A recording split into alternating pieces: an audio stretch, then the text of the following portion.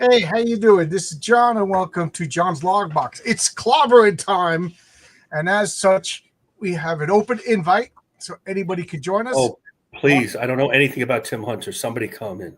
Well, I figured I was going to be talking about Tim Hunter. I these two characters I could talk to at length. But first, Harry Potter, I know. I didn't read all the books, but I read the first book. So first, my comic Heroic Tales. It showed up today. I got them all. This is one of the comics that'll be going out. I guess this is my copy. I had to take it, read it, make sure that there's no mistakes. It looks great. So it's here. As soon as I'm done with this tonight, I'm going to be bagging and boarding. And if anybody wants me to sign, I mean, who am I that you want me to sign? But some people like that. They Send always me a message right away because I didn't offer that in the tier because I didn't even honestly. They always want you to sign. So if anybody wants me to sign it for $1 at conventions, they wanted you to sign it, even if you were nobody. They want you to sign. You're the creator. Yeah, all the guys at work are asking me to sign it. Unfortunately, I can't always want you to sign it because I would have to mail them to Renzo and then mail them back. No, that's complicated. That's unfortunate. Yeah. But I'll if you want me to sign them, and I'm thinking, since we got people in the chat, I was thinking of signing them inside here. I mean, Rainy signs inside. Sign them on the cover. So we'll have an unofficial poll here. Do you want Rainy signs inside, by the way? What's that? Rainy signs inside. Yeah, that's old school. You know, old school people sign. Yeah, well, because she worked on these covers, why would she want to ruin them? Where she signed here somewhere? So I am of the opinion that I will sign. And if Renzo, I think Renzo could sign the cover because this is his artwork. You would sign. I mean, one day maybe he'll be able to sign. Renzo's going to be too busy. You better get another third issue out of him now. I know. He's scaring me. After that Neil dude face, I'm like, oh my God, he's scaring me. Yeah, well, he told me he's going to stay with me forever, but. Well, that's good. It's good. Yeah. So Tim Hunter is a Canadian hockey player. Okay. Tim Hunter's nose is legendary. Does he have a funny nose? I was reading about him, but I got interrupted by some. I don't know if I can make this one, but I'll catch the replay. Please address two scenarios. 1v1, no powers, just pure nerd muscles and windmill punches. Then no glasses swinging at players. That's actually pretty funny. That is funny. So, like I said, here is the link if anybody wants to come in. Did you wear that T-shirt to work? No, but you know what's funny? I sold them all. Everybody at work. You said you only had 2. That's fantastic. Congratulations. Well, I said I had 2 left because I showed pictures, but all the guys at work, their kids want them. Yeah, that's great. That's perfect. So I have 1 left. If anybody wants one, I have 1 medium left. That's all I need like an 8XL. I'm not getting that medium. So this is a 2XL. So well, that's a nice fit. So I'm taking all the money that I got. Well, this one I'm wearing, so I didn't get any money for this one. But for all the other ones, I'm just taking the money and I'm just putting it towards more shirts. You know, Marcus, I heard his computer. My camera is unplugged. How is that possible?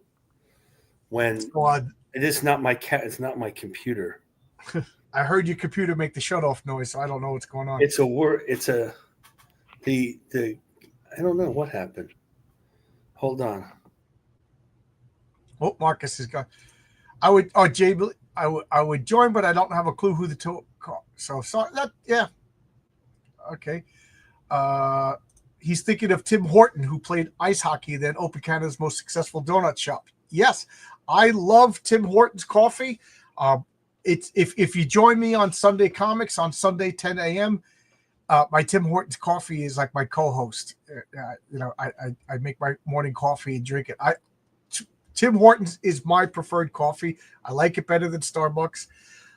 My wife is Canadian from Winnipeg, and we were driving to Providence, Rhode Island, and we went. You go upstate, and then I forget the highway that you make a right to Providence. And there was a huge Tim Hortons, and I never heard of it. And my wife was like, we got to stop. She was in the country for like about a year, and she started like getting nostalgic. She started crying, and we went to Tim Hortons. We got like chili, we got donuts, and got coffee because this was like a big restaurant one. But the one that they just opened one down the block from me now. So now I get the big round cans of coffee, but I get it in Jamaica. I take the Long Island Railroad to Jamaica Station. I stop and get coffee, and then when I run out of coffee, it's 26 $24.99 for a can of coffee in Jamaica. It's $16.99 for a can of coffee, same size. It by me. So there you go. So I saved myself a nice chunk of change, and that's what you got to do, especially when you've been out of work for forever. So there you go. No one likes Star Chunks. I don't know how it's in business. I don't know how it's in business, Jay.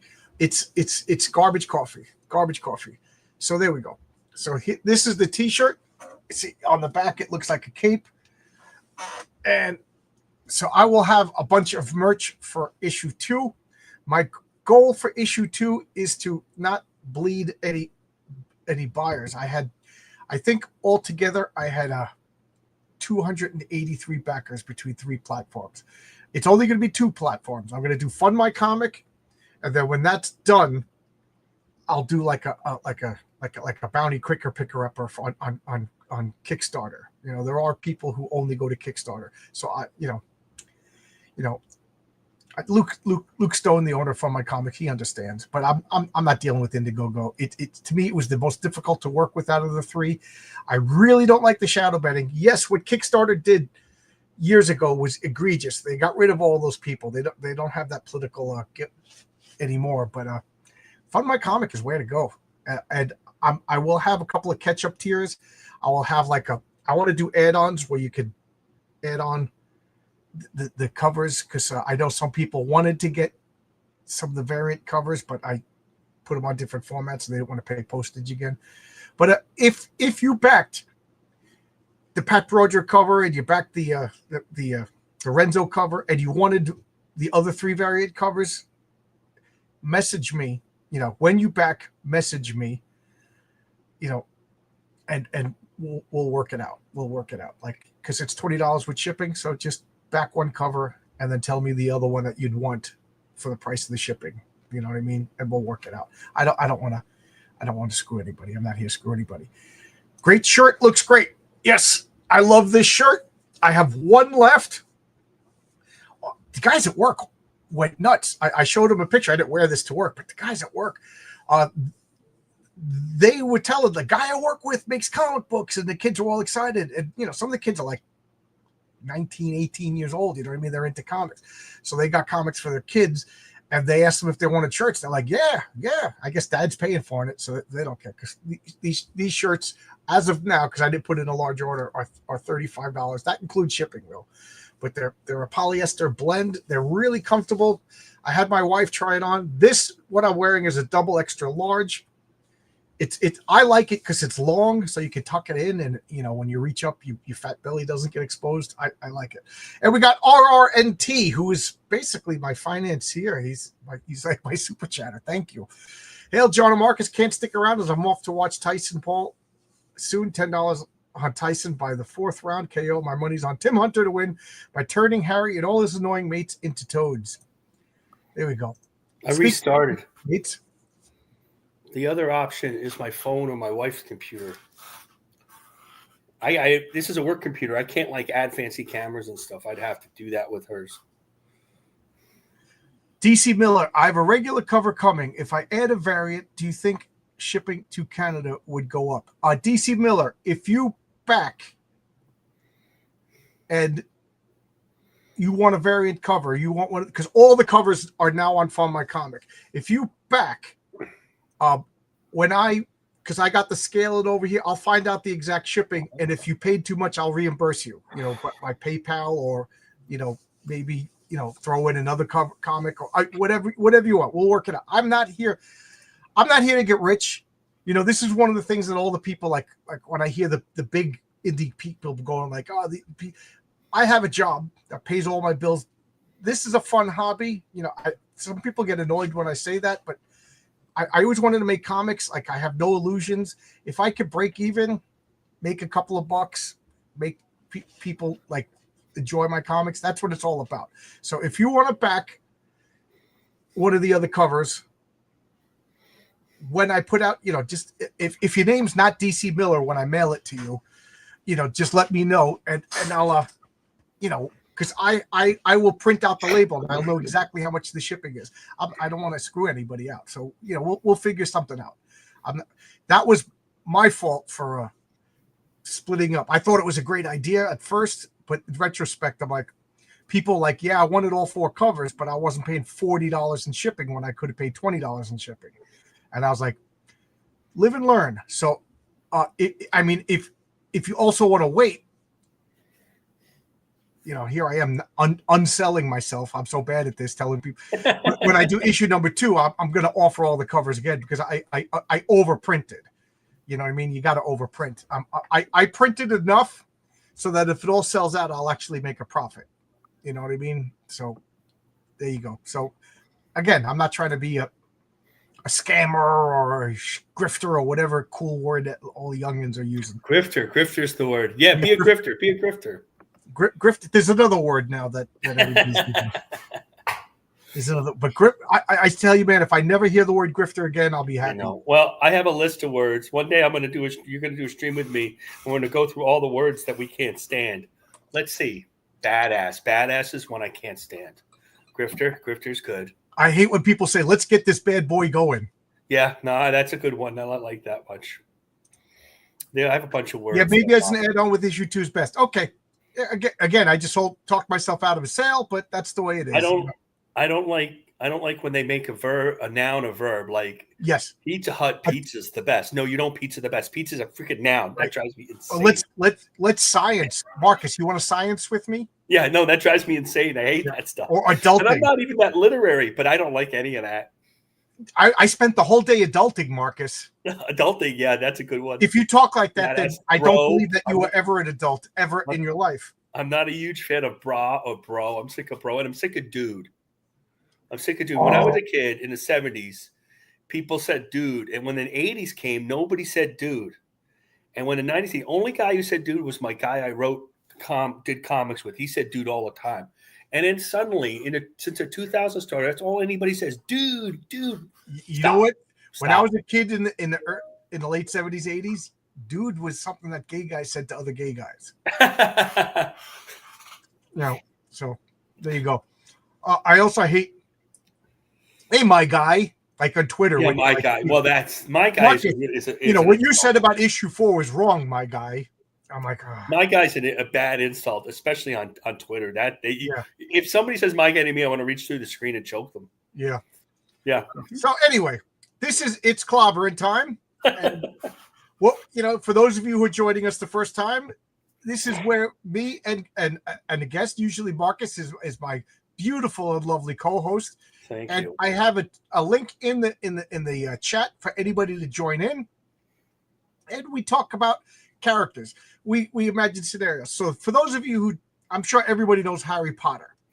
So I will start with Tim Hunter. If Marcus, you have any problems with me talking about? You can start with Tim Hunter. I was reading up on Tim Hunter a little bit, but I'm still not sure about his powers and abilities. I knew of Tim Hunter, but I didn't read the comics. So Tim Hunter was created by Neil Gaiman. So DC came to Neil Gaiman and asked him to codify magic in the DC universe. So that's how he was hot with Sandman, and now that I read the beginning of Sandman, yeah. So they, what a good mix. So they got Neil Gaiman, and what he did was he created a comic called The Books of Magic, and I think the first issue was Bolton. Was it John Bolton? It said, yeah. John Bolton. So John Bolton and Neil Gaiman get the credit for creating Tim Hunter. So Tim Hunter, who is Tim Hunter? Tim Hunter is a young English boy who has round glasses, and he has an owl familiar named Yo-Yo, who was born to be the greatest magician ever. So all of the DC magic users team up and show him. So the first issue, it was who was it? The Phantom Stranger, and they show him the past of magic. The second issue, they show him the future of magic, or the present of magic. The third issue is the third and final issue is the future of magic. And Tim Hunter was just a creation so that they could explain the way magic worked, who was the powers, who were the players in DC. And I don't think it was Vertigo at first, but it kind of became like the cornerstone of Vertigo. Like, we forget, Sandman originally wasn't Vertigo, and then it became Vertigo. Same with Swamp Thing.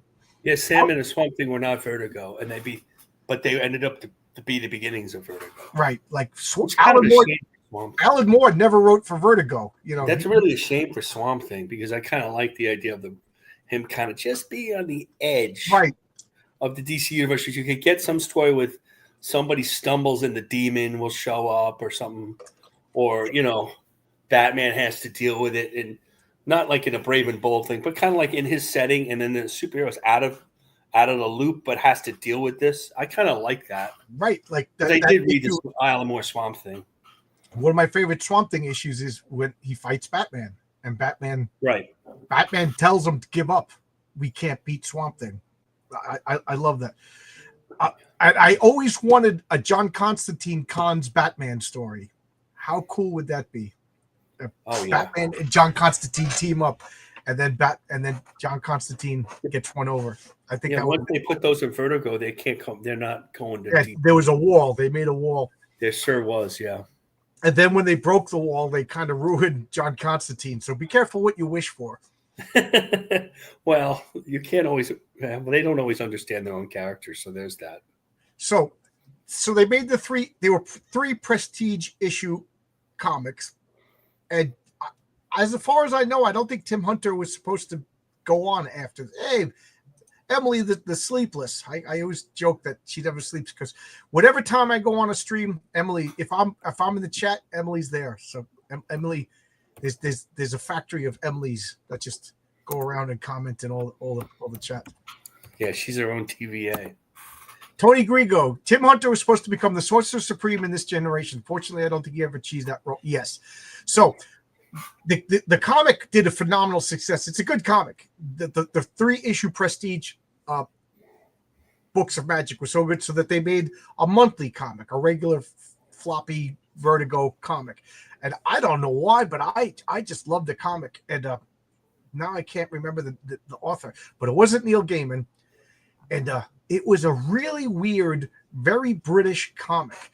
So in this comic, you have Tim Hunter. He's a teen, not a young teen, but a teen. I think he's like 15. And he lives with his father. His mother dies. His father's like kind of absent. And his mother marries somebody else who's a fat kid who's spoiled. Tim, does this sound familiar? Yeah, he wears the round glasses. He takes a yo-yo and he transforms it into an owl, and he has like an owl familiar named Yo-Yo, and he's destined to become the DC's Sorcerer Supreme. So, Dr. Occult, was it Dr. Occult or Mr. 13 who's like the zealot wanted to kill him? He's like, we don't know. He could go bad, so we need to kill him. So, and basically it was Harry Potter before Harry Potter, to the point people were asking Neil Gaiman, are you going to sue J.K. I saw that. Rowling? And he said no. He says, what you Americans don't understand. He didn't say you Americans like an insult. He's saying what the Americans don't understand is the orphan boy who lives under the steps, who is, destined for great magic, because that's an English trope. If anybody has ever seen the movie The Worst Witch, it's the same thing, but a girl. It's just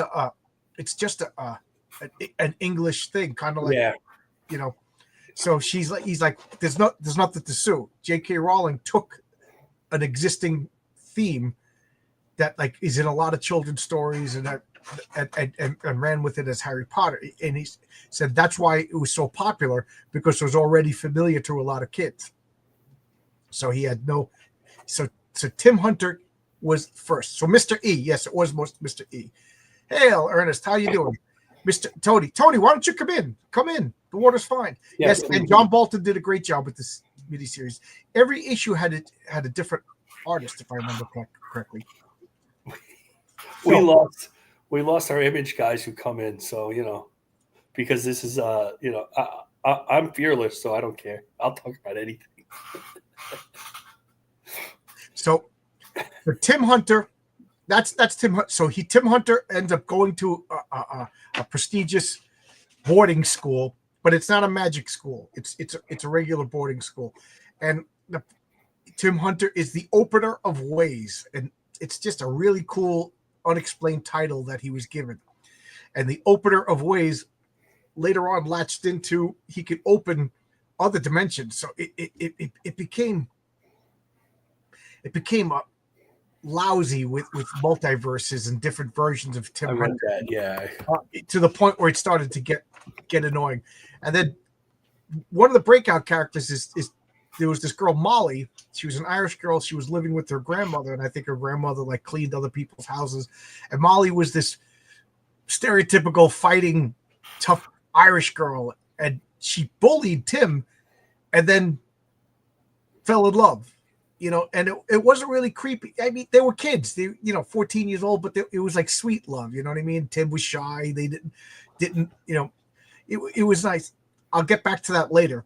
And Molly became a breakout character that she starred in the Books of Fairy, which was a spinoff. I heard that Peter Gross was writing it at that Peter point. Gross, that's right. He was the artist for Gaiman, and then he wrote it, and somehow it became a girl power book with Molly. Yeah. And then Tim was being kind of pushed to the side. And by the time he was done with his run, he wanted to bring Tim back to the forefront. And this, I would read up on this, so I don't. And that's one of the reasons why he created all the multiverse Tims, so you could see how Tim was in each universe to bring him back, because Molly took over the book. Yeah, Peter Gross, it became his character. Like a couple of writers, if you read Hellblazer, I read some of it. Why can't I think of the guy who wrote The Boys? Why can't I think of his name? Oh yeah. Here, I'll look it up. And now that you can't think of it, that means I can't. I know. And it's funny, when the camera's off, I can remember everybody's names. Everything, right? One of my favorite writers. Now I can't remember his name. Oh yeah. He really writes war stories really well, as a matter of fact. Right. But he made up a character called Kit, and she was an Irish girl. It was almost like Molly grown up. And when he left, nobody touched that character again. Some people, and Peter Gross, Molly became his. I don't think anybody's written. Well, I take it back. Nobody in the Books of Magic, nobody wrote Molly again after Peter Gross left. But then they brought Molly back in the Names of Magic and Hunter, and then the Names of Magic, which I'll talk about later. So anyway, like you said, Molly kind of took over the book. Garth Ennis. Why couldn't I remember his name? I'm such a Garth Ennis fan. I couldn't. I don't. It's funny. I go in and out on Garth Ennis, but his stuff is one of these things. Garth Ennis to me is just like, I was looking at Nick Fury by him, or Punisher. You really don't want to read it, but you're reading it. You find yourself in the middle of the thing, and you're like, "Oh my god, I'm reading this," and Nick Fury just like popped this guy's eyeballs out, and you're like, "Yeah, it's fascinating." And that's kind of Neil Gaiman. He doesn't like superheroes, which is why he wrote The Boys. He likes to do war comics. That's what Chuck Dixon said, right? Yeah. And he's good at it. I mean, so, all these English writers are weirdos. So, Well, he's Irish. To us, well, that's even worse. Being part Irish. So Tim Hunter, like you said, the comic kind of got taken over by Molly for like a good 10 issues or so. And then there was like Bad Boy Tim Hunter who wore a leather jacket. It was ridiculous, from another dimension. And it got to be like there was that movie with I think it was Jay Lee, The One, where all these different versions, it was almost like they were starting to fight. Oh yeah. And the evil Tim Hunter, as he killed, he absorbed their power and was getting more powerful. And Molly was like protecting the real Tim Hunter, who was being wimpy for a while. Yes. And then that story was over, and I think Peter Gross left, and I can't pronounce the other guy's name, but there was a couple other writers, but it kind of meandered, and I liked the comic, but it kind of meandered to the point where at the end of the comic, you're almost like, I can't remember. There was no great stories. There was no great villains. There was no great plots. Magic's hard to write. Yes. And it's hard to draw unless you're Steve Ditko, right? So, Doctor Strange never lasted. He just kept getting rebooted all the time. I mean, even in the 70s, it's restart. And everybody likes him, but he never sold. And he's hard to write. And the same. Imagine writing a guy who's 13 or 14 years old. He's supposed to have the powers of Doctor Strange. Right. And he talked like a middle-aged, depressed guy half the time, and he was, and then him and he betrayed. He got seduced by a succubus, and the succubus, because he's the most powerful wizard in the world. So of course, if succubuses do exist, they're going to go after the most powerful people in the world. You know what I mean? And that hurt what's her name feeling, because Tim was like, get out of here, look at that, and she's this hot succulent blonde, and then they just unceremoniously got rid of her. But so I think the comic was a mess, and in the letters pages they even say that we kind of lost track of this. So one of the things I love about Harry Potter is it's a very tight story. It's a very tight story. I got a bunch of people watching. I'm curious, how many people in the chat have actually read the Harry Potter books? I like the movies. My wife loves the movies. She watches them all the time. I think the books are really, really amazing. I really enjoy the books to the point I want to reread all those books, without the years gap in between the books. I read the first book. I didn't read the other books. I recommend them, Marcus. They're really, really good. And I liked it. I liked it well enough. I don't remember why I didn't read the other books. My kids, however, they're dedicated to the books. When Halloween is Harry Potter, we went to a bookstore for midnight to buy the book at midnight with them when they were little. I mean, it was a big deal. All the movies were on all the time. I have all the hardcovers that my son collected. I think I have them here in the closet. That he didn't take with him, and he's read them over. My son would read both Harry Potter 1 and Harry Potter 3 at the same time and keep it straight. That's how it was. They loved those books. Yeah. They identified, and this is the power of Harry Potter, is that the kids that it was for. Now it was a good book. It was a good book. My wife read them. It was a good, my dad, they all read the books and they were good books. But the kids of that 8, 9, 10, 11, they really identified with Harry Potter, and more than Tim Hunter got identified. See, Tim Hunter's a Vertigo book that's supposed to, or a Vertigo-ish book that's supposed to, and everybody who's reading it as an adult. Harry Potter is supposed to be read by, 8, 9, 10, 11, 12-year-old, particularly boys, and there's not that much boys fiction out there. Let's see if my camera. No, that was mine. I rebooted my computer, and now, like, every time I get an email, I get this stupid sound, and I can't turn it off. But the thing about Harry Potter is he's 12 years old in the first book, and it's 7 years. He's 19. Yep, and he grows up. And the books get more complicated as it goes on because, like Rawlings said, the audience grew with Harry. Right. That's the genius of it. And they loved it. I don't know if he'd read it now, but to this day, my son will read anything, and he likes books. He doesn't like Kindles, and he particularly likes complicated science fiction and fantasy and series. Like you would like one, book 1, book 2, book 3. Dune. He likes Dune a whole lot, that type of thing. And it all started with. I started to read Dune. I just couldn't get into it. My dad loves Dune. He reads it like every 2 years. The first Dune, he loves it. Yeah. DC Miller says the books must be better because the movies are a bit of a slog. Absolutely. But if you read the books, the movies aren't a slog. Like you can kind of, it was the movies stayed as close as they could, closer than Marvel movies do or DC movies do. But they left out a lot. They're very dense with details and information, and they had to condense because you can't make. The only way to really do those type of books, including Dune and Harry Potter and stuff, is to make them TV series that are like 15 episodes. Well, that's what they're doing, but I'm a little bit wary, because anything made these days. Oh no! Well, this is when they made them. Is going to be a trend. They made them. Maybe not with J.K. Rowling. Yeah, right. They didn't woke them up when they made them, though. I mean, it wasn't. Harrowenberg, one of my favorite people. How you doing, Harrowenberg? Love you guys. It's funny because I don't even know his real name. Funny, you guys. Love you guys, but I'm not into Harry Potter. That's fine, other than knowing the basics. Why not do Clarion the Witch Boy versus Wicked? Because Clarion would kill him in 2 seconds. That's right. Clarion is nasty, tricky, and I just don't like. I just think to me, Wicked is a religion. There's no difference between making a character named Wiccan and making a character named Rasta, or making a character named Jew, or making a character called the Protestant. It's just so. It's just there's been a character called the Protestant, hasn't there? I'm sorry. I think there's been a character called the Protestant. I read the book of both characters. He says, the Enchantress Jude versus the Enchantress Amora. That's a good one. That's a good one. You know, I met Harrenberg in person, and I still don't know his name. So Yeah, there's I met him in person too. Who's funnier, the Tick or Hellboy? I don't know.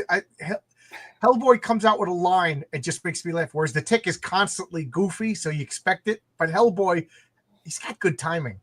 He's got good timing. Yeah, Hellboy is like Hellboy is a little Ben Grimm in him. You know, Yeah, that's how I feel about Hellboy. well, that's what I call the Pinocchio. I have a soft spot. Right. Yeah, I know. So back to Tim Hunter, the comic. So the characters I think have the same. What is the word? The same structure, the same beginning, the same launch pad. You know, the British, born out of British middle class, born into greatness. You know, they have magic powers that set them apart, and it's such a good trope because it's you know, just like the X-Men is supposed to be, they represent the other in us. Harry Potter fills that need too because, you know, it does. He's the other, and then he has to go away to a secret place to be his true self. You know, which is why I think that J.K. Rowling is getting such a backlash when she's talking about this. Like, you know, there's only two sexes. Because I think a lot of people who didn't feel fit in grew up, become transgender or whatever, and now they feel betrayed. It's like personal, and in that respect, I can understand it. But dude, there's two sexes. You know, I mean, what do you want me to say? You know, gravity exists. There's light, there's dark. But anyway, that's neither here nor there. Now, the problem with Harry Potter is, the problem with Tim Hunter is the series is kind of a mess. And the series is such a mess that they ended it. And then they made a new series called the Names of Magic, or Hunter, the Names of Magic. And it was just a forgettable 5-issue series. And then they did Books of Magic, Life After Wartime. Now, this was a radical departure of Tim Hunter. What they did was, I think they really wanted to differentiate the two characters. So now he's older. He's probably like in his young 20s, and it's a post-apocalyptic setting, but in a magical universe. And they're stuck in a castle with Molly, and they made friends. And it's casual sex and drugs and nice. You know what I mean? And it's like, whatever Harry Potter is, we're going to do the exact opposite. And I always thought that was a mistake. I always thought that DC should have embraced the Harry Potter similarities because they couldn't get sued. It literally was, you know. Well, I agree. Harry Potter, they should have done. You're right. You're absolutely right. Comics. The comics injuries is a list of missed opportunities. It's not, you know, it's no different than any other time, especially with the linking movies and comics. So and then that ended, and it was like, it turned out that Tim Hunter had, like, everybody was like simulacra, and he was controlling him, and Molly was really dead, and he made it was just creepy, and I didn't like it. But and as far as I know, they brought back Tim Hunter for the New 52, but I can't. They brought back everybody for the New 52. I have no idea of what happened in the New 52 for Tim Hunter. But there you go. What are Tim Hunter's powers? Whatever the plot requires, he literally is a plot power. He could create worlds. He's like beyond Dr. Fate level power. But the thing is, he's unsure of himself. He's not confident. Like when Molly dresses him down, he can't use his powers for a week. You know, he kind of has like that same weakness as Gladiator when he loses confidence in himself. And it's my pet peeve with magic is there's superpowers. Like when I played with my buddy Ed in my role-playing game, and he had a character who had light powers. And whenever it was his turn, I'd go, "What do you do?" And he would say, I cast lasers. I'm like, "You don't cast. You're not a spellcaster," because he played a lot of Dungeons and Dragons. I go, "You have superpowers. You fire your laser." You know, so like Tim Hunter almost had like superpowers. Like he could just point and things would explode. He could just do this. He didn't study. He didn't do it. He just had innate power. Whereas Harry Potter, I would like to say, somebody said it in the chat, Harry Potter, because he was lazy, or what? I saw it. I vote Yeah, Tim wins because Harry's lazy with magic practice. Yes, like Hermione was crafty and studied and knew everything.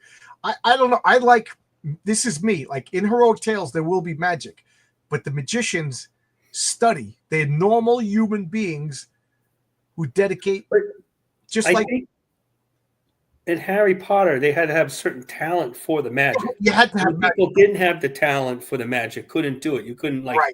if you're a muggle, you weren't going to study. Or worse than And that, Harry was the most talented one. Now, whether he worked at it or not was a different story.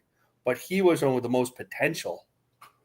he had like what's his name? I can't think of her name, but there's squibs. Squibs are people who are born into magical society, have magical, but they never develop their power. They doesn't matter how. So yes, it's in Harry Potter. There are also mutants too, but like what's his name? Voldemort. Through his anger, he was able to set fires, and Harry turned the glass so that the kid fell into the snake. But for the most part, like Dumbledore was a great magician because he understood the nature of magic. So he could, in the books, they talk about it, that he was able to cast without spell casting. Like he could think the formulas in his head with such Right. precision. He didn't have to. You know what I mean? That do all those he things. didn't have to use the words. They said there was only a handful of magicians who were good enough to cast spells without speaking, and he was one of them. He does more impressive stuff in the book than he does in the movies. In the movie, he comes off really bad. And one of in the book, the seventh book, they go into Dumbledore's history, which is my favorite part of all seven books. I love fake history and tying the lore together. But that's neither here nor there. So the bottom line is what I'm saying is Tim Hunter. All he would have to do is look at right now. He could look at Marcus. Marcus could spin around, fly around, turn purple, sprout horns, because that's what Tim Hunter. He was basically a demigod, and that's that. Who is his enemies? Well, his biggest enemy was Titana of the Fae. So Lord Oberon and Titana. He insulted her, so she went after him for a while. She cursed Molly. His Tim Hunter's real father was a fairy from Titana's court who Titana fell in love with. So it's kind of like, and then he went. His name was the Hunter, and he went and had an affair with a human and had a kid. So that was kind of like Hercules.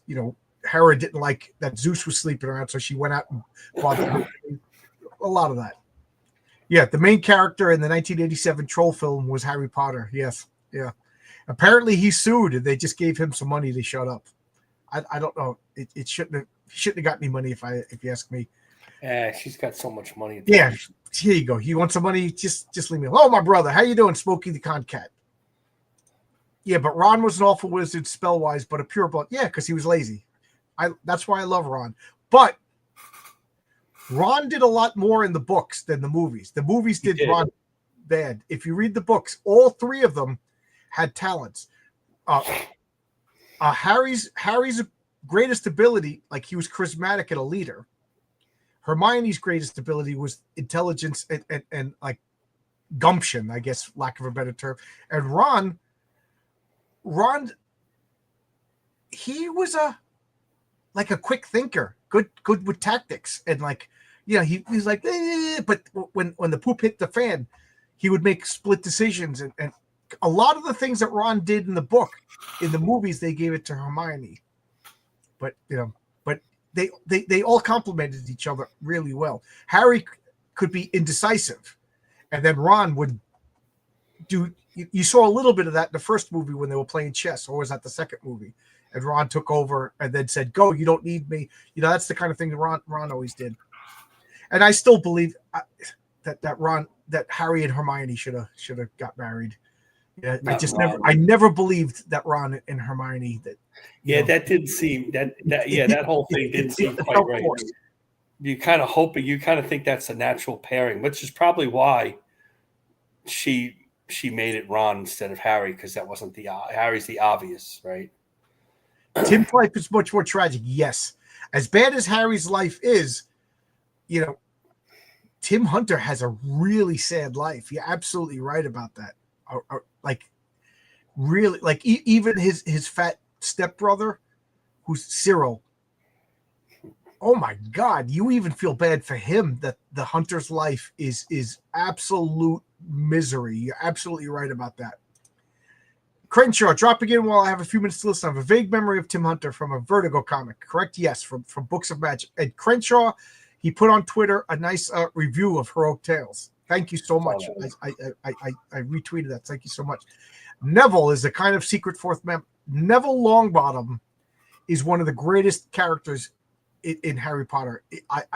And when you read the books, you realize that Neville and Harry were the same. Everything, all the prophecies, everything worked for Neville. And Voldemort, because he didn't like Neville's parents, picked Harry. If Voldemort had picked, I'm not explaining it well, but if you read the books, everything was set by Voldemort believing a prophecy.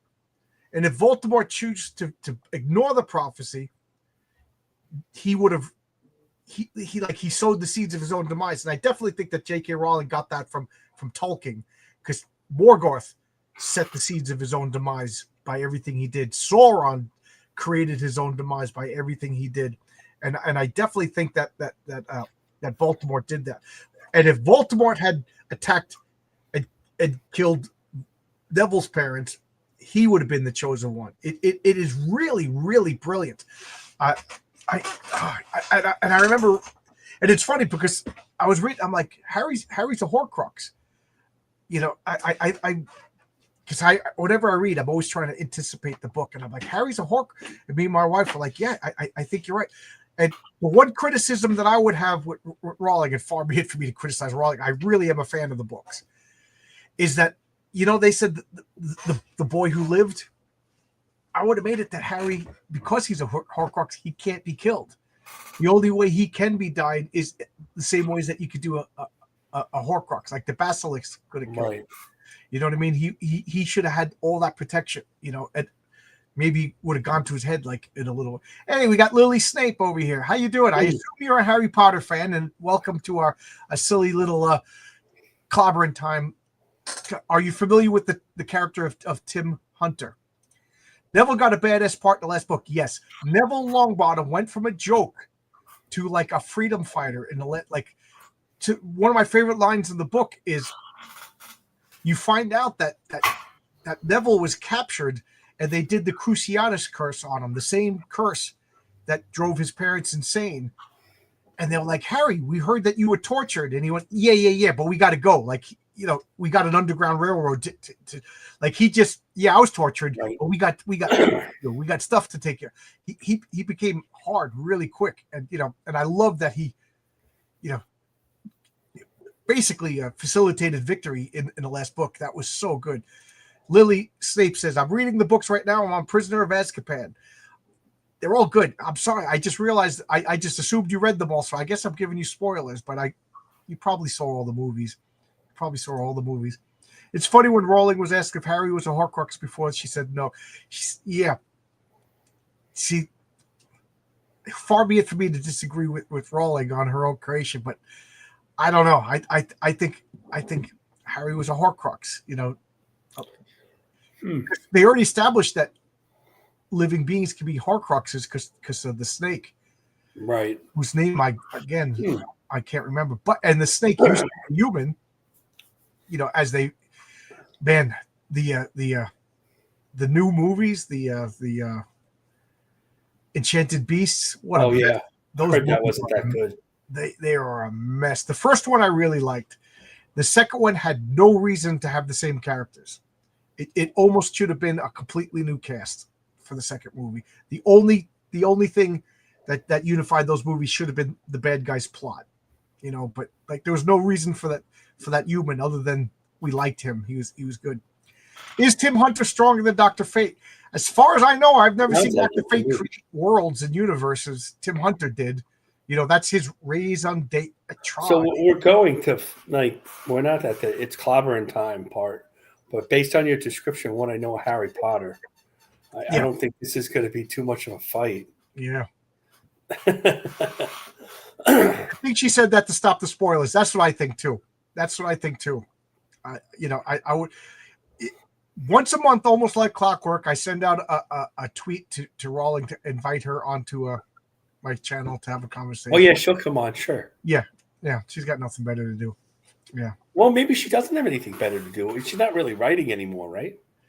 She wrote like she has a detective series. Yeah, I guess that's true. I forgot about that.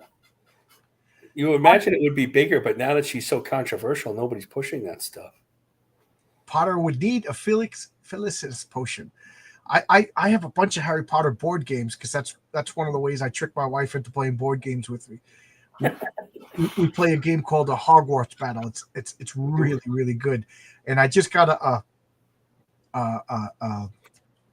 what's the freaking game that they play? Quidditch. I just got a Quidditch miniatures game, tactical miniatures game of Quidditch. It looks amazing. I haven't played it yet. I watched a couple of videos. So that's Tim Hunter. Harry Potter. I mean, in the meta world, Harry Potter is a phenomenon. You know, like unbelievable how popular that character got. You know, would you say that unbelievable? I don't think we can really remember exactly how big it was. If anybody knows how to read today, it's because of Harry Potter. Yes. Would you say that Harry Potter is as popular as Superman, like right now? Probably, yeah. He may be more popular than Superman. Okay, maybe more. I thought that was going to be more controversial. I don't think. Yeah, well, I think Harry Potter is more popular than any comic character. Comics are a niche, and then right now we know that Superman, Batman, Tarzan, and Mickey Mouse, those are like the iconic characters. Tarzan has fallen off, but those are always the iconic. Yeah, Tarzan used to be. Yeah, but those are like everybody knew who those were, and Harry Potter's just about on that level of, you know, Mickey Mouse. Mickey Mouse is I know because people have their attitude, but as a character from the history, all throughout history, if you could go anywhere in the world, they know who Mickey Mouse is. They know who Superman is. I guess they know who Batman is, and probably Harry Potter. Somebody just bought $70 worth of comics. Thank you to whoever you are. I just got a notification. Thank you. Wow. But you know what? It must be because of my posting. Well, they see that it's about to happen. You know, I had flat out one person told me I would love to back your book, but you know, you never made a book before. There are people to this day. I've been burnt too. So yeah, who don't back any books, which is why the 30-day closeout, the 60-day closeout, and the final closeout are important. That won't back the books until it's almost finished to get the book. They're afraid they're not going to get the book. And it's not, and you think it's a Comicsgate thing. You have board games that you never got, right? I have a friend who ordered a book about San Francisco he never got. You know? I ordered a game called Village. It's a crowdfunding problem. I went $150 for a game called Village Attacks, and I love the premise is you are the villagers killing Frankenstein. So you and all the players are teaming up, and the board controls Dracula, Frankenstein, you know, and we're the villagers with the pitchforks. Get out of town. And the game's never happening. They basically, the company's out of business. So yes, I understand that. So thank you. I didn't see the name yet. I just saw the notification come up. That's why having that store at Fund My Comic and the in-demand, and even Kickstarter now has an in-demand type of thing now too. That's pretty important. People are not going to say, okay, I'm finishing the last page of this 50-page comic, and then it's going to go to print. It's only going to be 3 weeks. And then you have a chance to back that book. With Kickstarter for years, you didn't have a chance. Right. Now you do. I mean, that's really kind of important. Yeah.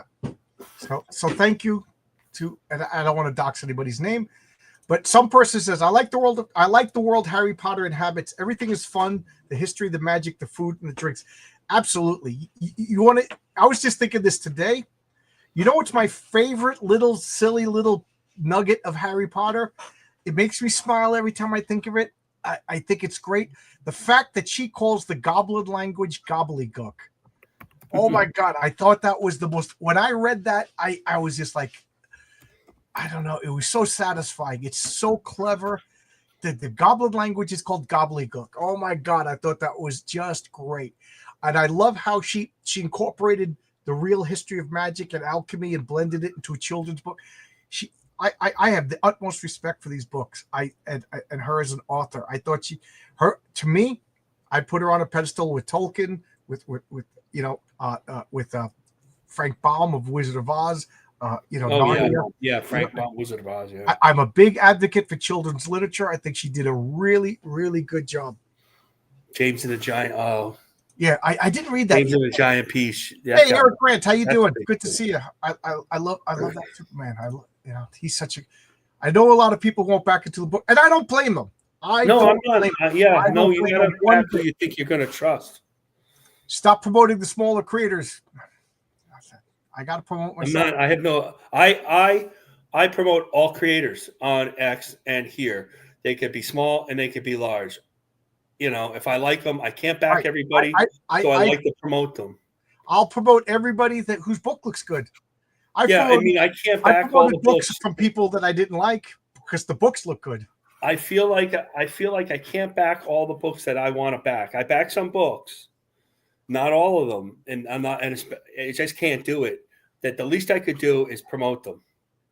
So I don't care. I'm not into that unless somebody's mean to me. Nobody's mean to me, and I'm bigger than most of them anyway. Marcus is mean to me. I've been mean to John. I think when that's the camera comes off, he has me crying, ladies and gentlemen. I'm going to blink my eyes for help. I just, the whole thing, I don't know. I'm 59 years old. And you know what? The whole thing that goes on, this is just general. I'm not going to say anything on anybody. But since somebody brought it up, this is it. In every walk of life with a group of people, this is going to happen. Right. It happens on your site. It happens at AT&T. It happens at 9X. It happens at Electrical. There's going to be disputes. It's just the way of the world. It happens on sports teams. Right. You just got to next week it'll be something else. That's all it is. I got to develop. It Dungeons Dragons. Can't worry about it. It's their problem. I got to develop my psionic tower of iron will. I do think if you're a smaller creator, whatever that means, you have to be a little more careful because you can't afford to piss off as many fans as somebody else. But something's going to slip out. They say whenever there's two people is harmony. The problem is when you bring in a third. Yeah, like this one. Yeah. Oh, and he's the worst, and he got a haircut. Yeah, I'm a hipster. You know that. But he's a big George Perez fan. Mm-hmm. I was not criticizing George Perez when I said that about that. It's just something that came to me. Oh, I didn't really take it, but you know how it is. He's a major influence on me, on my work. I will. You guys can't tell. He is a huge influence on me. In fact, a lot of times before I start drawing, doing page layouts, I actually have to flip through Joe Kubert books, Al Williamson books, and Will Eisner books just to deprogram myself. Because my auto default when I'm doing page layouts and start just draw fresh is to go to that hyper detail like George. Well, I met him once. I never really met him, like I met him at a convention. He was a nice guy. I did. He seemed like a nice guy. I want to address this comment by DC Miller. I'd like to spend Christmas in Harry Potterville. Go to the Wizarding World of Harry Potter in Florida. My wife went, and my wife and I went because I used to go to a board game convention in Florida. So we went like 3 or 4 times, and I'll never forget. They had the original one, and then they opened up the Diagon Alley one, and so you could take a train between the rides. So we went to the original one, and then the third time we went, we're like, let's go to this one because it just opened. So we get there, and there's a brick wall, and there's people milling about, and there's the night bus that you see in one of the movies. That's kind of cool. And then there's that house where Harry Potter lived, where that Harry Potter inherited, and you see Kretcher come out of the wind, and that was it. And I'm looking at my wife, and she looked so disappointed. She was looking so forward, and I was mad because what husband wants to see their wife get disappointed? You know what I mean? Yeah. You just like, oh man. I have no comment. Oh, hold on. So I'm like, oh man. So I'm walking because I'm pissed. So I'm just walking like, this is it. These 3 little. It's cool, but that's it. And then I'm like, where are these people coming from? So I walk, and all of a sudden, they had, when you go to Diagon Alley, you tap the rocks and the rocks. Well, what they did was it was a brick wall, but it was made so that you didn't realize there was a big hole, but the brick was far away. So from far, it created the optical illusion of a solid wall, and then people were coming out. Just like the labyrinth? Yeah, like labyrinth. So then I walked over and I realized, and then I could look, and there's Diagon. So I called my wife over, and I'm like, "Are you disappointed?" And she's like, "Well, nah." She didn't want to let me know how upset we. I'm like, "Yeah, well, let's go over here." And then we walked, and I was just watching her expression, and it just she was like a little girl, Mm-hmm. And the tears came. Oh, that moment made it worth it. The fact, like hook, line, and sinker, I went. I got disappointed. I got angry. I got defensive over my wife. Then I got to see her just turn into it was, and then we just walked around and it was excellent. And then I will say, if you do go to Diagon Alley, go to the ice cream place. I forget what it's called, something, and get the ice cream cone. There's something about the ice cream in Harry Potter. The only way to describe it is it tastes magical. So there we go. So Stippling, are you familiar with Tim Hunter or Harry Potter? Yes. Both characters? Oh, well, I mean, I'm familiar with both characters. My big thing about is my educated theory is that the reason why Warner Brothers got the rights to the Harry Potter movies is because they'd already come up with Tim Hunter about 7 years prior to the first book coming out. Right. And book, okay, no problem. But when it came to the movies, that's big money. Plus, the books were such a big hit. I would not be surprised if Warner Brothers used having they come up with Tim Hunter first and having the copyright. I wouldn't be surprised if they used that as leverage to get the movie rights. Oh, possible. I didn't think of that. You might be right. Well, you really think about it, because I mean, at the time before the movies came out, she was just a very successful author who, she made a lot of money, but it was just off of a book. So for her to get the movie or get the movie with anybody else, it'd be very easy for Warner Brothers to step in with their army of lawyers and go, no. We'll keep this wrapped up forever in court. And I think that's the reason why they're able to get the movie rights. Because when you go and look at the timeline of Tim Hunter, then the first Harry Potter books, then the movies, for me it kind of just lines up. But you were saying earlier about how it's a British trope. Yeah, the kid Jeffrey under Neil the Gaiman, who created, he said that it's just something that it's in a lot of British books. The boy, he lives under the steps. He goes away to a boarding school. It was something that the British youth were already familiar with, like the worst witch in the world. It's basically the same story, except it's a girl who goes to a girl witch school. The merchandise of Harry Potter today is huge. Harry Potter merchandise takes up whole selection. There's Harry Potter board games. I mean, if you were a kid in the 90s, Harry Potter is your Star Wars. I was a kid in the 70s. Oh my God, everything was Star Wars. Star Wars toilet paper. And I remember when everybody was when Harry Potter first came out, and everybody's going gaga, and I was just like, that's like because I mean they were marketing as like a fantasy fiction series, and without knowing anything of it, I'm like that's like fantasy fiction light, because for me the gold standard at the time for fantasy fiction was the Wheel of Time series. The Wheel of Time series. Oh, the easiest way that I can explain the Wheel of Time series is the World War II of fantasy fiction, because it goes everywhere and there's so many different sides to it.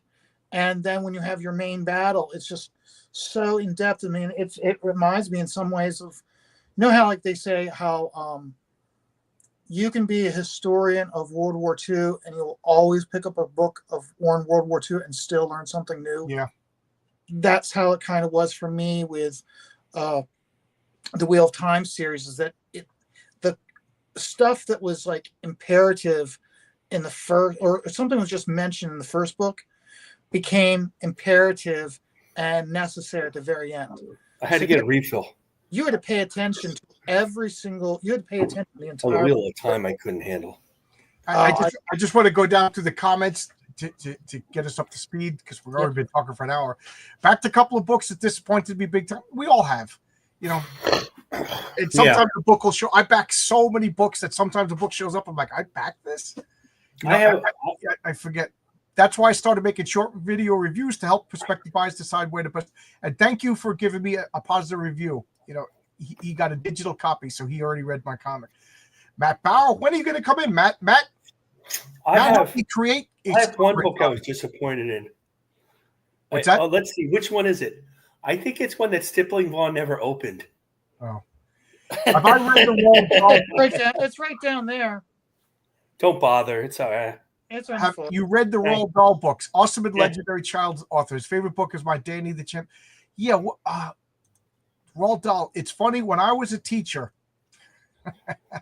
we had a book by Roald Dahl. That's who it was. Shel Silverstein. He had this horrible picture of himself on the back with like. Yes, I remember that. He's bald and he had the scar, and I used to tell the kids if they were bad, I was going to turn the book and everybody had to look at his face. Like it was a joke. They thought it was funny. They're like, no, we don't want to look at that guy's face. Well, then you got to do it. You know, we got to do the work. We got to get good grades. And then I remember his face would be exposed. Like he's mad today. It was a funny joke. Marcus, my dad used to read us. Don't distract him with sports, Smokey. Smokey's trying to distract you with sports. James and the Giant Peach and all the Roald Dahl books before we went to bed when we were kids. I was at the ALCS. You guys are suckering me into this. We should do. It's clobbering time. The Mets or the Yankees one day. I know as much about sports as I know about comics. Yeah.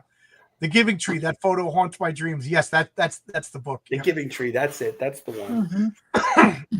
So Harry Potter, we all know his story. I think it's great children's literature, and I don't demean anything by saying children's literature. I'm a big fan of children's literature. You know, I think children's literature is something that we kind of like Charlotte's Web is children's literature that we're still going to be reading that for 100 years. You know, The Wizard of Oz. I don't know why I was just about to say One Flew Over the Cuckoo's Nest. That is not children's literature. That is not. I love that book, by the way. I read that book too, but it's a couple of books in school that they made us read that I really liked. One was One Flew Over the Cuckoo's Nest. The other was Chocolate Factory. I knew I read Roald Dahl. Yeah, I knew. My father read us Charlie and the Chocolate Factory. And then he read Charlie and the Elevator. He had one when he went in the elevator. He read that one and James and the Giant Peach. They would read chapters of the book before we went to sleep. Yep.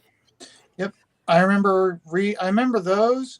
They were like okay, but it wasn't until my parents started to read me the Chronicles of Narnia that I really I like the Chronicles of Narnia. That's good. You know what's funny about I love the Chronicles of Narnia, but I'm such an anal retentive. I was just like, okay, so how many years passed that they stay children in this world and then they come here and they're adults? Like I was trying to map that all out, and then finally I'm just like, it doesn't matter. My son loved those books. I just go with it. You know, my kids were big readers, unlike most kids. So, did you read to your kids? We did. But my oldest one started reading. He used to get up at 6 o'clock, and he'd have to and he'd read a book before he went to school at 7. And he was reading way early.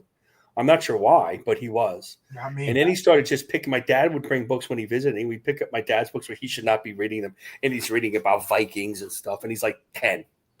He could read anything almost right away. Well, Logic is determined to derail this conversation. Logic's finest is correct, by the way. I didn't even read it. Once I saw it was a sports comment. Well, I don't even know. He's right. I know. So what I love about sports is how when this whole division in our country started, I started using sports to illustrate how stupid it is. Oh yeah. Because it's one of those where it's like, people like everybody's in their little bubbles, and it's one of those where it's like, you guys all know I go to the bar, and it's one of those where it's like, there will be guys talking each other all game long, buying each other shots, And at the end, and when the game's over, it didn't matter who won. Yeah, They it's been like that. still left friends. For the most part, that's true.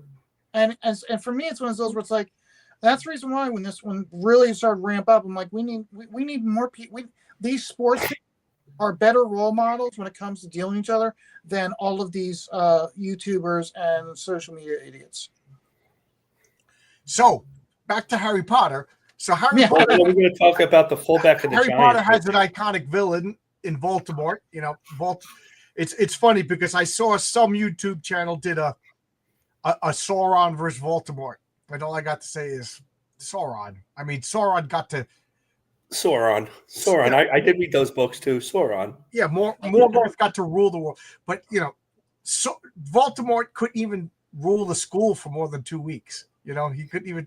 But Voldemort is a compelling. Wait, isn't Voldemort the president of the United States right now? Yeah. Yeah. But Voldemort is. I find what's her name, Dolores Umbridge, to be the most despicable villain in almost any literature, movie. Oh my god! To the point now, like that's what my wife and I will be like. Yeah, that she's an Umbridge.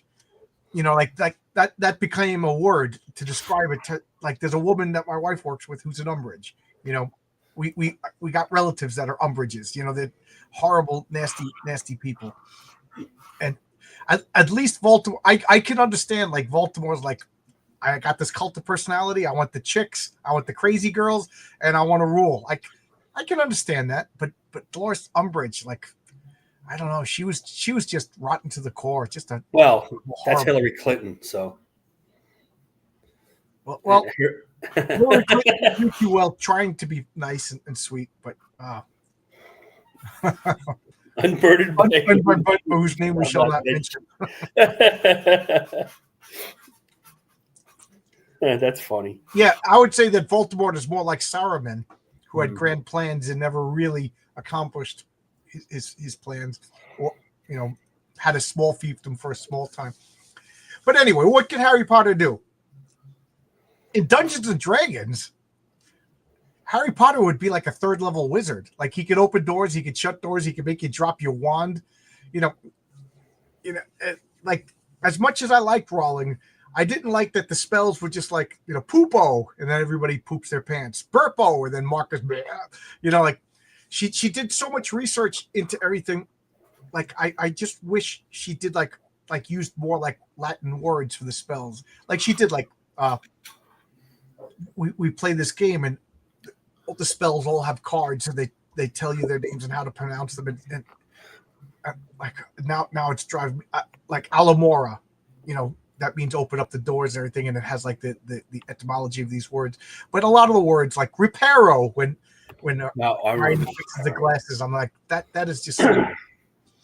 But Calvorio, you know, but yeah, they're just words, and then things happen. Your hair would fall out, right?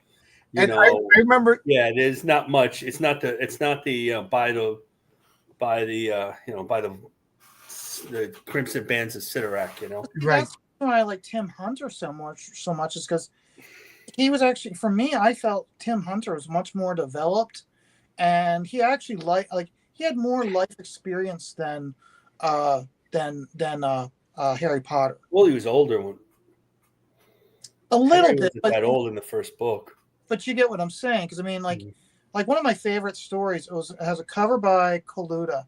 I can't remember who did the interior. Great covers on that. Those books of Magic had some awesome covers. The Charlie Vest covers and the Coluda covers. And here he walked into a Western town, and it was here like the Western cowboys were all like tortured souls, and it turned out the reason why they were tortured souls was because of what cowboys had to do back then. Was they'd had to kill, like for survival. At times they'd have to kill their horses, and they're basically in eternal damnation for having had killed their horses. Yeah, their guilt was destroyed. That was a good story. Yeah, and again, it's one for me is one of those where it's like Tim was just much more well-rounded, and like I said, he had more life experience. Well, Tim Hunter was written by adults for adults. Yeah. And Tim Hunter went through some really horrific experiences. His life was miserable. You know, everybody died. You know, everybody hated him by the end of his own book, to the point like he wished himself out of existence. You know, yeah. Harry Potter had some rough times, but nothing like Tim. Tim really went through the ringer. Yeah. Yeah. Hunter's villain is a blind precog psychotic named Mr. E, much more terrifying than Voldemort. Did you read the Mr. E story where he goes to the end of time and then comes back? You know, that's a great story. I don't remember that, but I just remember how like when the books of magic first started, how you had the Phantom Stranger, John Constantine, somebody else, and Mr. E. And Dr. Occult, right? And Mr. E. Yes, Mr. Occult or Dr. Occult. And yes, I mean, just how they did Mr. E and how like it was my first real introduction to him. And it's like, wow, this guy's really supposedly for a guy who's supposed to be a hero, he is a real mean SOB. And I mean, I don't know, I liked it. And actually when hold on. I actually think of Mr. E when I think of X-Ray Man from Hyde Street. Yeah, so, he has that. The hypnotic coin that you can get in the Fun Factory ads to get hot chicks to walk like Frankenstein. Mm-hmm. But no, I really like the book, and I just get that sense of this guy being like Mr. E. Yeah, I love that Mr. E series. That was a good series. Yeah. And back to what Marcus said, I really didn't like that editorial wall between Vertigo and DC. Like, to me, my way of thinking, like, if you went, listen, I got this really great Batman John Constantine story, and you made a good case for it, you're like, okay, but I can understand, like, you didn't want Tim Hunter just walking around with a firestorm in a story that made no sense. You know what I mean? And it bothered me that, like, the Endless from Sandman, like, nobody else could use them. You know what I mean? I guess my thing is that the reason why I liked the fact that the Vertigo is separate from DC proper was because, by and large, all those characters that were in Vertigo, they no longer fit in DC proper. And like I told people, Constantine was on the Monitor satellite in Crisis on Infinite Earths. But the thing is, like, and so it was Swamp Thing. I mean, here's the thing: is like I remember the only reason why there's a Crisis or an Infinite Earths crossover with Swamp. Crisis of Infinite Earths was really popular. Swamp Thing was really building up steam, so like we have to have a crossover. Right. None of those Vertigo titles, those characters alone, they never really worked, and I was glad that they just. Well, there was no Vertigo at that point.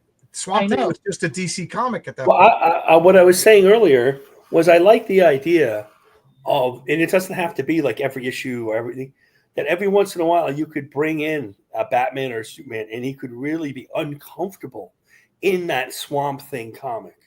Like, or not all the Vertigo comics. There's Vertigo characters that should never touch the DC, but like the Constantine. I mean, I don't think they should be in the ones that were born in the DC Batman universe. Doesn't team up. He kind of is uncomfortable with Constantine. Constantine makes him poop his pants, you know. Right. And even though he's Batman, like who else was going to do it? It would be Constantine. It would be Swamp Thing. I kind of like that idea of it. I like the idea of being able. Well, I guess he was able to use the demon and stuff anyway. Because Tim Hunter but was. Other than that, that's all I was saying, really. You know, Tim Hunter was hanging out with Zatanna, who's in the Justice League. But yeah, Transmetropolitan, Spider Jerusalem, no business meeting Spider. No way. Well, if Tim Hunter is saying with Zatanna, that would cause a whole other issue for Tim Hunter that I don't think that DC Comics is ready to. Well, yeah. Well, maybe that would be a Vertigo comic. But then also back at that time when Vertigo was really hot, DC really avoided any type of mystical character. Zatanna was never really a part of any team at that time. Every once in a while she might show up, but it was very rare. Yeah. The only time the demon ever showed up was when they wanted him having a having a drinking contest with Lobo. Yeah, And they the- didn't use a demon at all. You're right Yeah, about that. I And mean, they had him rhyming at that time too, yeah, I mean, which they Kirby really didn't have him do. at that time they really weren't touching on any. If any character was a mystical character, they had to be in Vertigo. Yeah, And I tell or, you, man, as much as I or- love Zatanna, I cannot stand that backwards writing. It's almost a Oh. chore when she shows up. Yeah, but there's other reasons why you have Zatanna, and you have some guy who can draw women really, really well, and she's got the hat and the fishnets. She teams up with the Black Canary, and then like it's a whole other reason. I keep playing with the idea of having a female magician character in heroic tales called Anataz, which is Zatanna backwards as an homage to her. It's one of those 60s characters. I want to get to bagging and boarding all these comics, stippling all my comic showed up. Fulfillment is officially begun. Well, since we all live hours away from you, we can't come and help you. Yeah. So I'm just going to turn on a movie and just bag and board, which I probably would have been doing anyway. Wash your hands. Wear gloves. This is my copy. Yeah. Wear gloves. Yeah. That I already asked my wife if you're going to handle it. She goes, "No, I'm going upstairs. I'm not having anything to do with this." So, so anyway, Miss Stipley's going to help Stipley. So what scenario? I know that. All I could think of is Harry Potter has a couple of butter beers and he starts hitting on Molly, and then Tim and Harry start having a fight. Or or you could. I mean, it's just as easy because Tim Hunter had all these multiple versions. You could have the other, who is basically Tim Hunter, but the evil version, like align with Voldemort, and it's the same thing, fighting. Who would win? I'll keep quiet for a second. Marcus, do you have any thoughts? Who would win? I think by your description, I'm not a Tim Hunter expert, which I guess is surprising. It sounds like Tim Hunter's way, way, way, way more powerful than Harry Potter, even in Harry Potter's top power, that Tim Hunter wins. I mean, hey, Harry, I'm sending you to that time stream where the other is. See if you can get back. And then it's over. Oh, well, you're going to go to the time stream where I lived with dinosaurs. So I don't see how Harry Potter has a chance. What do you think, Stipley? Oh, no, I agree. It's like I said, just the well-roundedness of him and everything. It's just he's been through more. And again, you're absolutely, whoever said it was absolutely right. Not Tim Hunter. Harry Potter was designed for kids. An entire generation of kids learned how to read or in Harry Potter, which, as much as I was envious of it and down and I was demeaned it got a whole generation reading, which you can't argue about that, and that is a great thing. I mean, I remember so many co-workers, as soon as the next Harry Potter would come out, there was a time when Walden Books was still in the mall. Almost every single woman in the store who had a kid, on the day that book came out, they left work. Didn't matter whether it was their break or not. As soon as those gates went open, it's funny. The mall opened up. I was working with the guy who was running a motorcycle gang. He was in charge of the motorcycle gang. Big guy, always had a hidden gun on him. Mm-hmm. He goes, "I take off work once a while when the Harry Potter book comes out." And he goes and he gets the book. He gets a copy for all of his kids. He says they sit at home in chairs and read. And then they wait for them to finish chapters together so they could talk about the next chapter. And this guy would kill you if you stepped on his foot in a Starbucks. We went to a toy/kids bookstore at midnight, made kids dressed up like Harry Potter. They took a nap during the day. One was 10, the other was 8. Yep. Or 8 and 6, I think. It was 8 and 6 that they read early. And they just waited for that book to come out. I have all the books, because I have the books. I think my son doesn't have them. And he would reread them. He would read 2 of them at once. They loved them. They loved that. They loved that other book that was a movie with the girl with the bow and arrow. I forgot her name. Percy Jackson. No, they read the Percy Jackson books too. But it was the other one. Hunger Games. Yeah, I read the first Hunger Games too. That was good. Yeah. But no, I just never felt that that Harry Potter went through. I guess you'd say never went through the hero's journey the way Tim Hunter went through it. Well, he didn't go through it as fast. I mean, he had 7 full 300, 400-page books. But Whereas Tim Hunter's got a bunch of comics by issue 12. He's got to go through all that crap. yeah, well, you think about it. The comics, if it was written as a book, yeah, the comics were in an abridged version.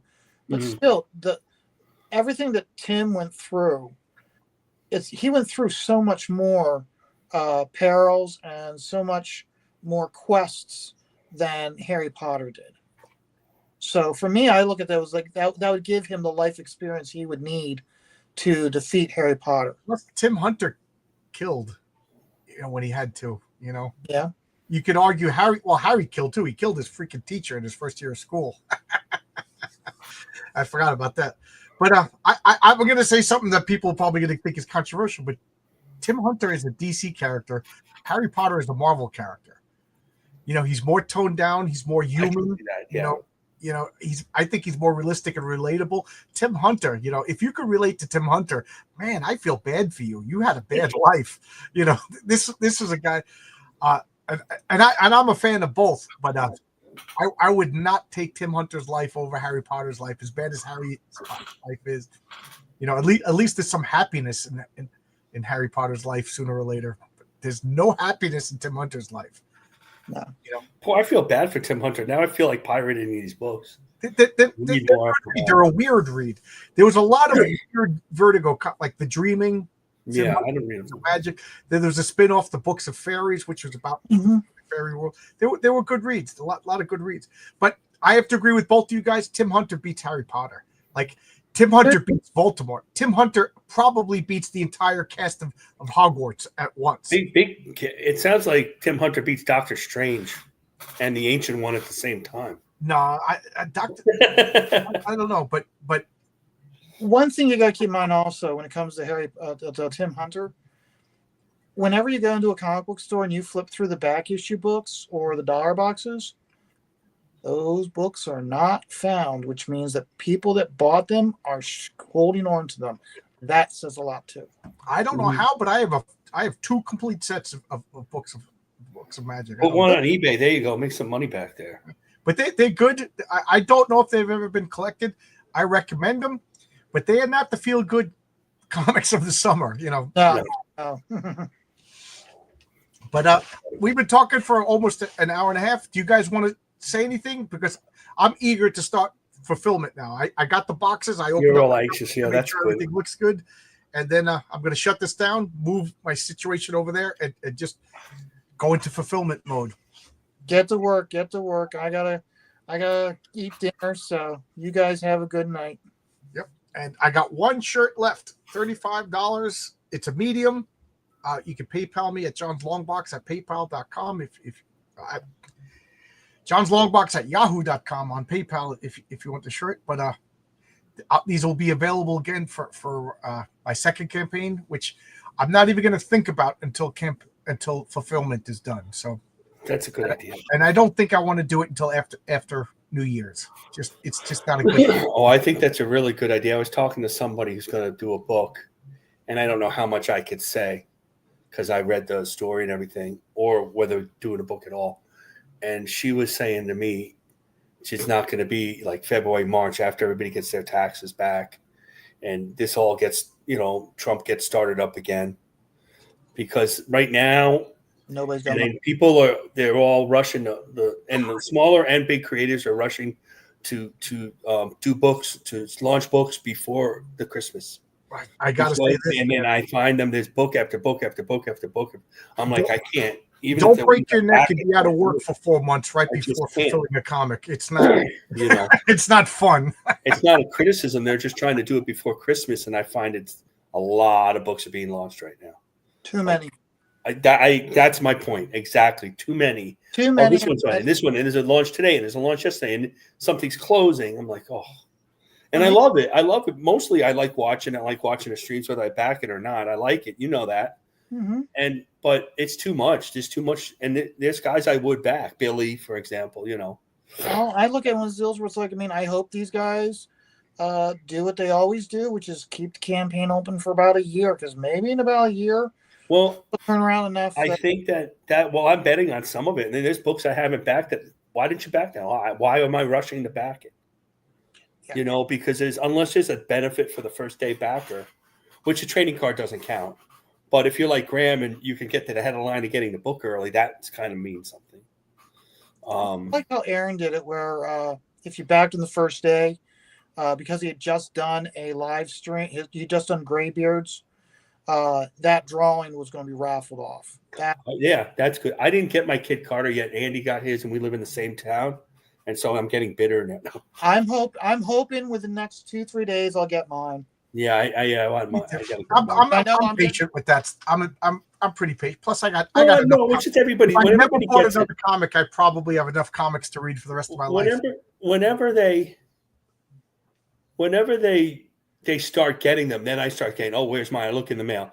But they don't talk about it and they're not fulfilling. I don't think about it at all. I don't worry that much about late books. And almost every book is late by a month because the printing issue, Aaron had the needle go through his books. I mean, this stuff happens. Graham had years and years is a different story. If you keep us in the loop, there's reasonable late, and then there's unreasonable late. No, I agree. I completely agree. I agree. And some of the late ones, like I just waited. Like God, like I bought a like on a second chance. I didn't wait that long for it. It wasn't worth it, but I did back.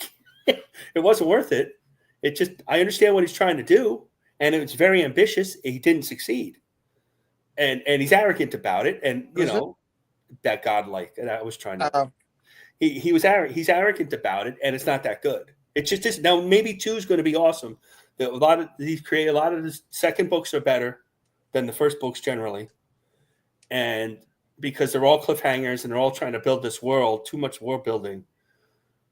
And I understand what he's trying to do, and I give John credit for that all that big stuff that he did, but it just wasn't that.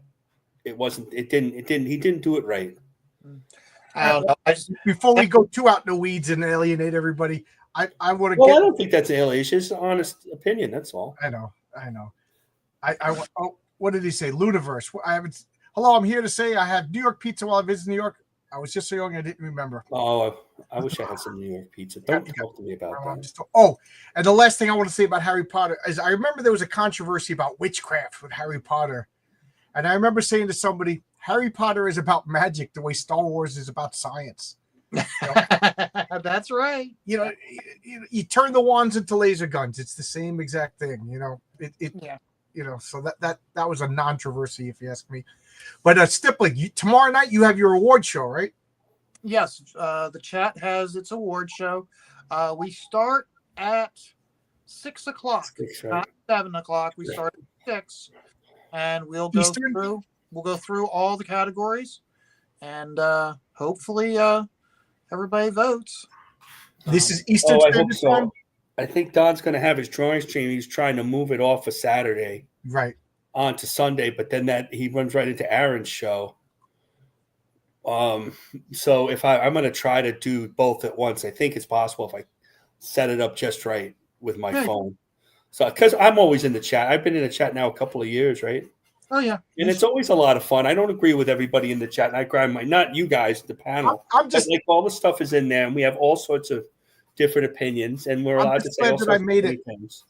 Best new show. That I'm one of the 4 nominees. That's great. Yeah, I would have known. As far as I'm concerned, I won already. So there you go. Hey, and you know what? I might go for. I have to look at the other ones. Yeah, I think the nominations are fair. Yeah, fairly fair. I understand the late thing. Mostly, it's fine. I don't care. It's the rule, and that's that it is. It's show up and vote. You can't. If you want to be in it, get your book out. And what can I tell you? Oh, and the thing is also 2.5 years is a long time.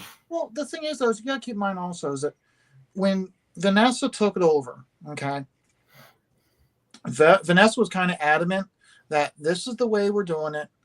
We might tweak it somewhat, but the way we've done it for the last 3 years has been pretty consistent. It's been, since I've been watching it, yeah. And after last week, I've just been joking online. I saw that, yeah. Maintained it with we are giving back because this is the time of year when there's not much going on, and we need. And since some of these creators need drama, we're going to provide it for them. So you're welcome. So I'm looking at this was just laugh. You guys are more than fair. Well, except for Eric. Except for Eric. Showing off my really cool T-shirt. fair. It's very comfortable. You know, Stippling, I just want to clarify. It's 6:00 Eastern tomorrow. Yes. Okay. 6 Eastern, yeah. Because tomorrow I'm going to be right at that table. I'm going to put your award show on the big TV. Well, it's not that exciting. We're gonna fulfill comics, and I'm gonna take out your phones and vote for me and vote for Bill Williams, because Bill Williams is my. Oh yeah, no, Bill Williams. I am going to vote for Bill Williams. Bill Williams. I did read John's comic, and I expected Renzo. So this is all I've seen the picture. I knew Renzo did a great job, and I knew the coloring was great because I had seen the previews. But his lettering, he blows everybody out of the water. He pulls it all together. Good. Eric's a good letterer. Yeah, I'm not saying anybody else is bad. I'm saying Bill Williams is amazing. He's excellent. Nobody else is bad. All the other letterers are great. But Bill Williams really did a terrific job. In fact, I think at DMing him, but I don't know him that well, and say, man, you did a great job on this. Him like anybody. That's really impressive. Marcus, you'll be doing me a favor. Say, I just saw Heroic Tales. Your lettering is outstanding. Put it in a. All right, I'll do it. I don't bother anybody with, like, I know people. Some people I feel comfortable with DMs. I don't bother any of these guys. I don't bother anybody. I don't know why, but I don't.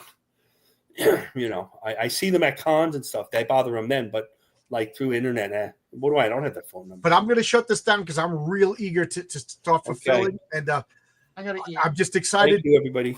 Please, guys, when you get the comic, let me know. You know, you loved it, hated it, whatever. Tell me what you think. You know, feedback. I can't get better if nobody says anything. And if you think it's great, I'd love to hear that too. Why wouldn't I? You know. But thanks. Good night, John. Good night. ABM here. I'm gonna start the nonsense. But thanks a lot, everybody. Bye bye. I'll see you tomorrow.